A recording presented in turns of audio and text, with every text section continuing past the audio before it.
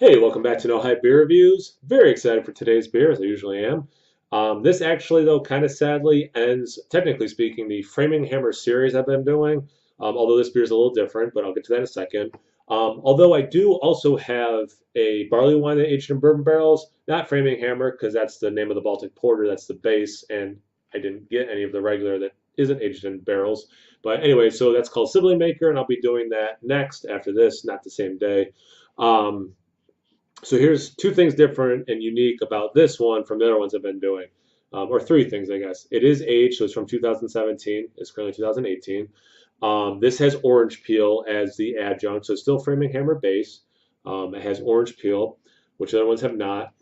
It still has oats and brown sugar in it, but this one was actually aged in brandy barrels, and it's Cordon Rouge. I think the Cordon. I don't know how much you French it up, but Rouge. Beer aged in brandy barrels with orange peel. If I go closer, I should probably practice this when I'm not recording to see if it will zoom in or not. IBUs 45, 23 Plato, a little over a pint, etc., etc. Just took it out of my beer fridge, so it should be basically exactly at 55 degrees. Let's get into it. Well, so far it looks like the other ones. I guess I shouldn't be too surprised, but the color has been, pretty spot on with all these in terms of them looking the same, aged or not. Yeah, it's black, super, super, super, super dark brown to black, um, just under a finger ahead. It's breaking up pretty quickly though. That looks maybe a little bit more unique, um, if I'm remembering correctly. Um, in terms of the head being a little smaller. Tiny bubbles, some small bubbles. They're kind of like breaking up into those small bubbles. Khaki to mocha head, probably somewhere in that range. But yeah, it looks pretty similar. You can see aroma. I'm assuming it's going to smell a little different between the orange and the brandy versus bourbon. But let's see.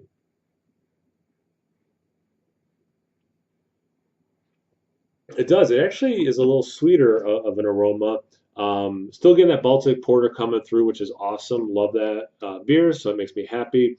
A little bit of brandy. We do get some vanilla from the barrel as well, the actual oak. I don't know if I pick up citrus or not in this.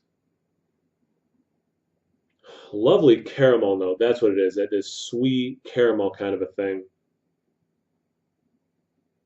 And yeah, brandy comes through. This aroma is fantastic.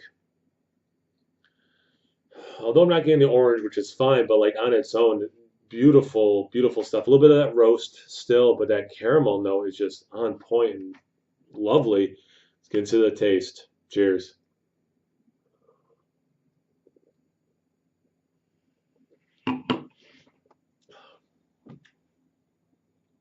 That's pretty good. Wow, okay. Just like the aroma, I'm not getting a ton of orange, a little bit in the finish. I was kind of wondering with like the chocolate notes of the Baltic Porter mixing with the orange, it'd be that kind of a pleasant pairing. But yeah, I don't get, again, it's been aged for over a year. My guess is a year and a half. Does it have the bottling date? Not that oh, here we go. Yeah, it's over a year and a half old. So if that adjunct was strong in there, it has faded a lot. A lot of alcohol warmth. Again, it doesn't say the ABV. I saw somewhere it said 10%. I saw a place that said, I want to say 13% for these beers. So I actually don't know what they are. And I didn't even look at the brewery's website now I think about it. Anyway,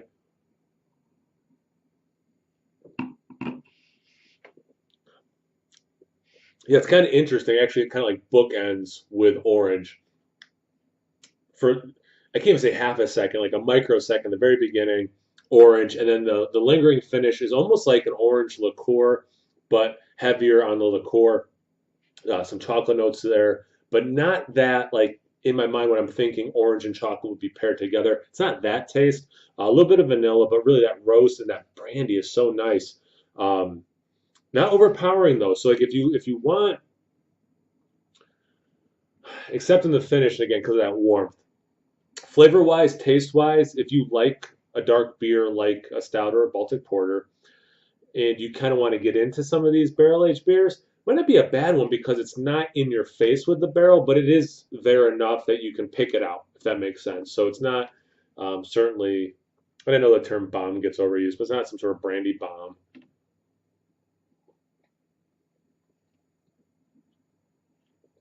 A little bit creamier of a mouthfeel. Yeah, this is really good. This I don't know if they use the same, like they brewed a big base of this or if they brewed a couple different batches of the base, but that Baltic Porter's awesome in this. It's coming through. Um, Probably a top three of the ones I've done, to be honest with you. I'm gonna say Mole still number one. Then this might be number two. It's really good.